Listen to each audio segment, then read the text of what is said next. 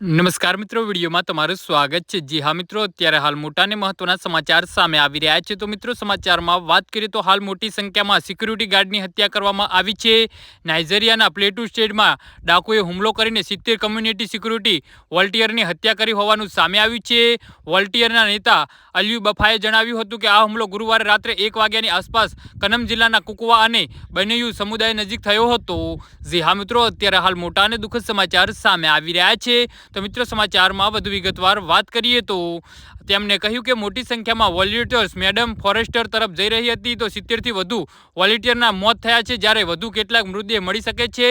તો સમગ્ર ઘટનાને લઈ એક સ્થાનિકે કહ્યું કે ડાકુએ તેમની કમ્યુનિટીની 10 સિક્યુરિટી વોલન્ટિયર્સની પણ હત્યા કરી છે અને અનેક ઘરોમાં આગ ચાંપી દીધી છે, જેમાં એકલા કુકવાઝ સાઇડથી વધુ લોકોની દફન વિધિ કરી હોવાનું સામે આવ્યું છે। જી હા મિત્રો, અત્યારે હાલ મોટા અને દુઃખદ સમાચાર સામે આવી રહ્યા છે। તો મિત્રો, સમાચારમાં વધુ વિગતવાર વાત કરીએ તો નાઇજીરિયામાં આ પ્રકારના હુમલા ઘણીવાર ઇસ્લામિક લશ્કર અથવા તો ગુનાહિત ગેંગોનો સમાવેશ થાય છે। 2025ના પહેલા જ ભાગમાં આવા હુમલાઓમાં 2266 લોકોના મોત થયા છે। જોકે પોલીસે હજુ સુધી આ મામલે કોઈ માહિતી આપી નથી। આ પહેલા નાઇજીરિયામાં 100થી વધુ ખેડૂતોને ગોળી મારીને જીવતા સળગાવી દીધા હતા। જી હા મિત્રો, તો આના વિશે તમારું શું કહેવું છે તો નીચે અમારી કમેન્ટ બોક્સમાં જરૂરથી જણાવજો અને અમારી યુટ્યુબ ચેનલને સબસ્ક્રાઇબ કરવાની ભૂલતા નહીં। વિડીયો પૂરો જોવા બદલ તમારો ખૂબ ખૂબ આભાર।